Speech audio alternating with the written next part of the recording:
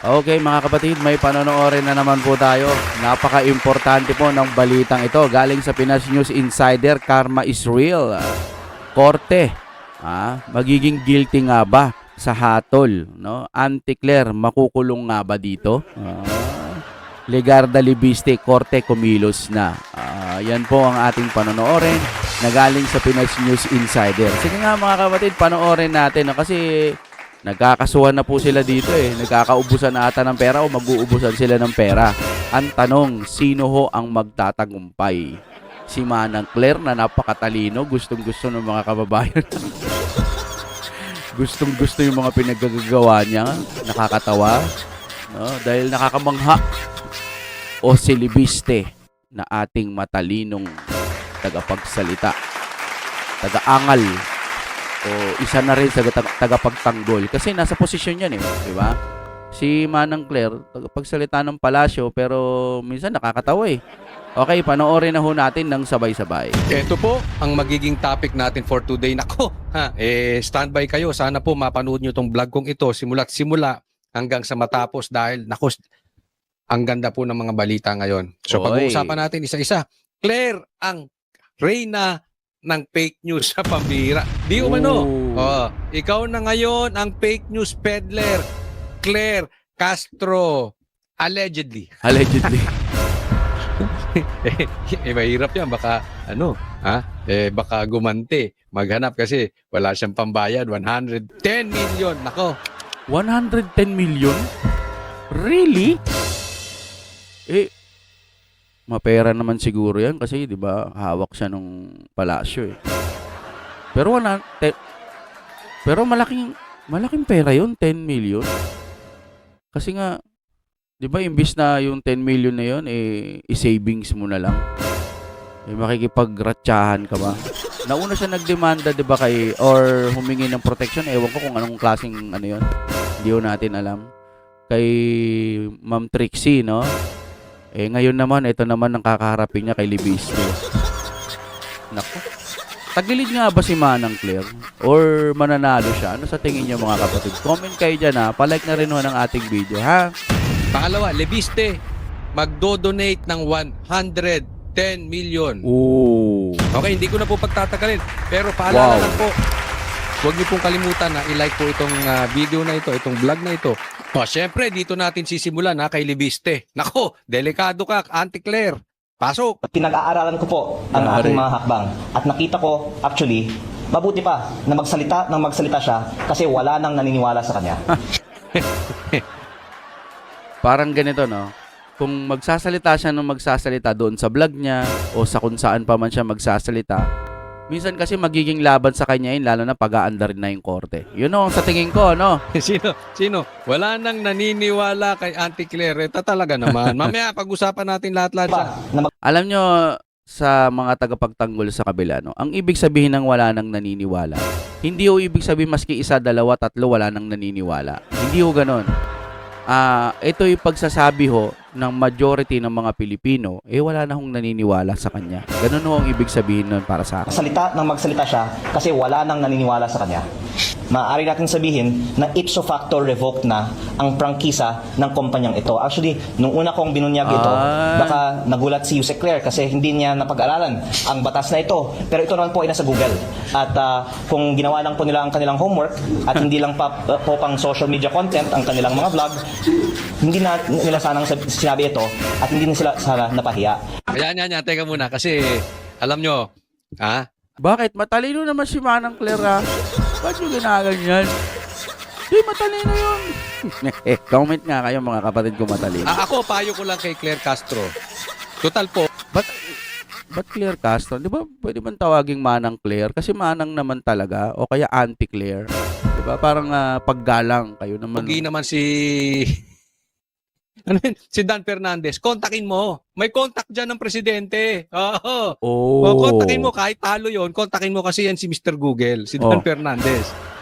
Turuan ka paano mag-Google. Kasi hindi ka nagre-research.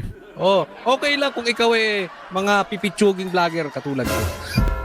Tulad namin. Pero ikaw abogado. Ay, nakaw. Abogado ka tapos asa ka sa Google. Upgrade mo naman ng konti, ChatGPT, O yung mga katulad nun. Upgrade ng konti para mas medyo maganda-ganda. Hindi po pwede hindi ka nagre-research. Wala akong nakitang abogado na bopols sa pagre-research. Baka kayo ni Gadon. Oo, yan yung sinasabi. Pero alam mo, may bago ngayon, Claire. May bago. Kung ayaw mo magpaturo kay Dan Fernandez sa paano magpag-Google. May chat. Alam ko na, no? Kay Chris Ontiveros. ChatGPT. GPT. Tanungin mo. Tanong mo si GP. Oo. Makikita naman yan eh. Ha? Sige. Sinabi ito at hindi na sila sana napahiya. Okay. Magandang tanghali po sa inyong lahat. Unang-una, nais ko pong pasalamatan ang Bayan ng Balayan sa Highlights pag-host pala sa yung atin kanina, no? ngayong araw na ito. At tayo po ay kakagaling lamang sa Regional Trial Court ng Balayan para magsampa ng kaso laban kay Yusek Claire Castro. Agoy. Palakpakan naman niya. Palakpakan. Agoy. Biruin mo yung ginawa niya kay Madam Trixie, 'di ba? No, nagpirma parang magsasampa din ata siya o sa NBI para pag may masama daw nang ewan ko kung anong klase nga. Ngayon, eto naman ang kakaharapin niya yung kay Libiste. GG siya ngayon. Palakpakan. Ayos yan kasi alam mo, tapat-tapat lang yan eh. Ito si Claire, walang pumapatol sa bagay. Alam mo, ngayon lang ako nakakita. May nakita na ba kayo na ganyan na spokesperson? Ako wala, ngayon lang. Lalo na attorney pa. Diba? Kasi, sa aking palagay lamang, nakikita mo nang may mali sa administrasyon ngayon. Tapos, wala ka pang ginawa, kundi ipagtanggol ng ipagtanggol. Pag alam mo nang hindi na maganda, mag-resign ka na. Siguro naman marami ka ng pera. Yun lang mo sa akin, di ba? Opinion lang mo, Siguro naman sa tagal-tagal mong nagtatrabaho, marami ka ng pera. 'Di ba? Wag na diyan. Sa akin lang kung alam ko nang may mga pagkakamali sa administrasyon na 'yan, tigil na. Kaso ang tao ho kasi sa palagay ko lamang nasisilaw kapag ka mayroong mga hundreds thousand, may monthly income na sweldo bilang spokesperson ng palasyo. Dati akala ko nga speaker Pag speaker, akala ko yun yung tagapagsalita. Iba pala yun. Doon pala yun sa House of Representatives. Nasabi ko pa naman sa vlog ko yun.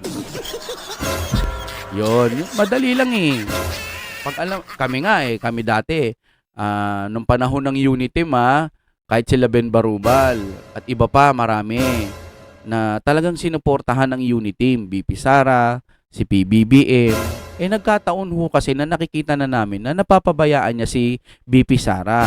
Walang kasalanan si babae, pero itong si lalaki hindi malang kayang ipagtanggol itong si babae. Naalala ko noon si Tatay Digong, ipinagtanggol niya si Leni Robredo. Hindi daw niya papayagan na ma-impeach si Leni Robredo kasi ibinoto yan ng taong bayan. Masama ba yun? Yung presidente ngayon, wala. Lalo na't walang kasalanan si BP Sara. Kaya nakikita ko napakahina ng presidente. Opinion lang ho. Sobrang hina ng presidente. Yung budget ng 2025 napabayaan ng ganun-ganun na lang. Di ba? Tuloy ho tayo. Ng presidente. Di ba? Walang pumapatol. Ayan, napatulang ka. Tapos ka ngayon. Dahil sa kanyang pagpapaka Bongbong, ikaw ba pinapatulan mo si Claire? Bars. Nagtatanong lang ako. Hindi kasi baka OMG. Ikaw ba, Bongbong, pinapatulan mo si Claire? Ano yun kumbaga parang mali mo pag may nag-aaway o nagkakabangayan sila, baka minsan papatulan, papagalitan, ganun. Siguro ganun yung ibig sabihin. Pero kung may iba pa kayong naiisip, anong klaseng patol yun? Kagata si Kuya Coach Oli. kaaway din sila. So, baka nagkakasagutan kasi Nag-aaway alam mo na, ganun. minsan yung mga hirit ni Claire hindi maganda. Kaya tinatanong ko, Bongbong, ikaw ba papatulan mo si Claire? Galing talaga ni Kuya Coach Oli. Lumusot. Ang galing talaga niya magpaliwanag. alat ng fake news.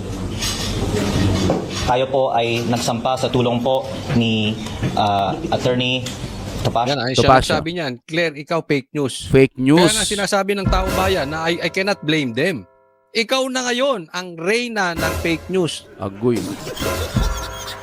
Tagapagsalita siya ng palasyo eh. Ngayon, tatanungin ko lang. Sabi niya, mayroon ng 3,000 na barangay ang drug-free. Ngayon, nung hiningi nung newscaster, ulit-ulitin natin para maalala ng mga iba. Nasaan po yung listahan ng 3,000 na barangay? Wala siyang maibigay. May ibinigay siya, pero walang pangalan ng barangay. Tapos kalahating papel lang. Ngayon, tatanungin ko, fake news ba yun o hindi?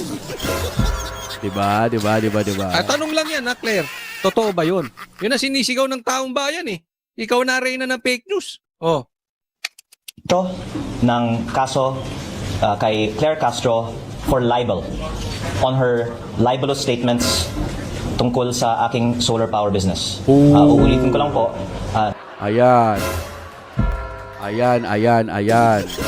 Nagsampa po ako ng libel case kay Yusek Claire Castro para sa 110 million pesos in damages plus attorney's fees. Hindi lang pala 10 million.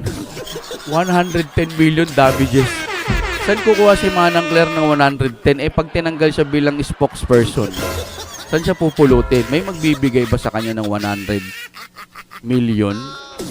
May ganun na ba si Auntie Claire? Kung may ganun siya, hindi mo hayaan na madali lang yun, di ba? Ito po ay civil case at hindi criminal case dahil hindi ko naman po nais na masaktan si Yusek Claire Castro. Oo. Nais ko lang pong depensahan ang pangalan ko. Yeah, tama ka dyan. Wag mo. Hindi ba 10 million? Tanong lang mga kapatid, comment nyo dyan kung malinaw-linaw ninyong para-paraan para mag-comment kayo. 10 million o 110 million? Yan. No, grabe Manang Claire, malaking problema to kasi imbis na yung pera mo naiipon mo na yung million mo pero kailangan mo ngayon bumali. Laki nito, no? Huwag sasaktan si Claire. Ha? Huwag mong sasaktan si Claire. Baka idemanda ka ng grave threat. Ha? Mamaya, buti, maganda sinabi mo na hindi mo siya sasaktan kasi mamaya, iba na naman ang interpretasyon. Ewan ko, medyo iba mag-interpret yung abogado na yan. No, sabihin, grave threat yan. Sa tingin, okay, wala na naman bang diversion? Wala na naman bang masasagasaan na issue patungkol po dito?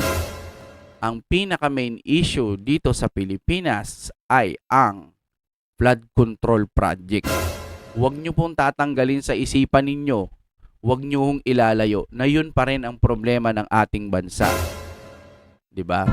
Yun ang pinaka main problem. Medyo na-highlights lang kay Manang Claire, pero lagi nyo hong tatandaan, ang problema po natin dito, yung flood control. Okay? Sa mga hindi pa po nakaka-subscribe, mga kaibigan, subscribe kayo dyan. Napaka-importante din po yung magla-like kayo. Para kahit paano naman, babalik po yung sigla ng channel namin. Marami lalo na kami dito. Wala naman kaming boosting. Wala naman kaming monthly sa mga Duterte. Yung sa kabila, ewan ko lang, di ba? Kami dito, sinusunod lang namin yung puso namin, kaya kami nagbablog para sa katotohanan. Nagsusuri kami ng maigi kung sino po yung karapat dapat, no? Sa kabila naman, ewan ko, bahala sila. Basta kami dito, doon kami sa totoo. Kasi pag totoo ka, madali na lang magsalita. Kumbaga, hindi ka na mauutal. Ako nga, utal-utal ako, totoosin eh. Pero dahil nga, ang ating pinapanigan doon sa katotohanan. Kaya hindi tayo basta-basta maliligaw ng paniniwala dahil doon tayo sa tama. Oh my God, we'll be back again.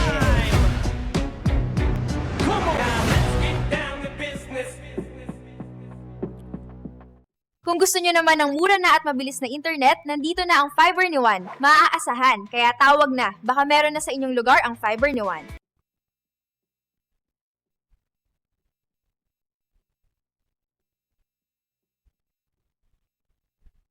Ang mga magnanakaw, sunugin sa apoy, sunugin sa apoy, sunugin sa apoy. Ang mga magnanakaw, sunugin sa apoy, sunugin sa apoy, sunugin sa apoy. Upang ang mga bangkay nyo, di na mga moy. Ang mga magnanakaw, sunugin sa apoy, sunugin sa apoy, sunugin sa apoy. Ang mga magnanakaw, sunugin sa mga bangkay nyo, di na mga moy.